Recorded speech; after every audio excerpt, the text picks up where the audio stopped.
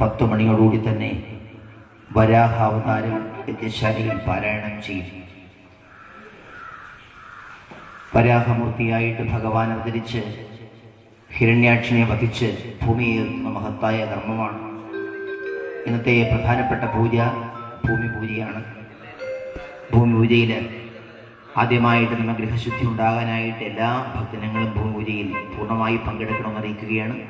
അവരവരുടെ ഭവനത്തിൻ്റെ 4 മൂലയ്ക്കും നടുമുറ്റത്തും സ്വല്പം മണ്ണെടുത്ത് കിഴിയാക്കിയോ അല്ലെങ്കിൽ കവറുകളിലാക്കിയോ കൊണ്ടുവന്നിട്ട് യജ്ഞശാലയിലെ കൗണ്ടറിൽ വന്ന് അവരുടെ പേര് പറഞ്ഞ് വേണം, പേരും വീട്ടുപേരും എഴുതിയാൽ മതി. നാളൊന്നും എഴുതണമെന്നില്ല, നാളെ പ്രാധാന്യമല്ല. അതുകൊണ്ട് പേരും വീട്ടുപേരും എഴുതി പിൻ ചെയ്ത് ഒക്കെ വേണം യജ്ഞശാലയിൽ സമർപ്പിക്കുവാനായിട്ട്. 4ാമത്തെ ദിവസം നിങ്ങൾക്ക് ഇവിടുന്നത് പൂജിച്ച് ലഭിക്കുന്നതായിരിക്കും.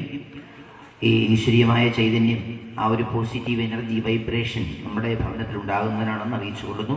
ഗ്രന്ഥനമസ്കാര ചടങ്ങാണ്. ഗ്രന്ഥനമസ്കാര ചടങ്ങ്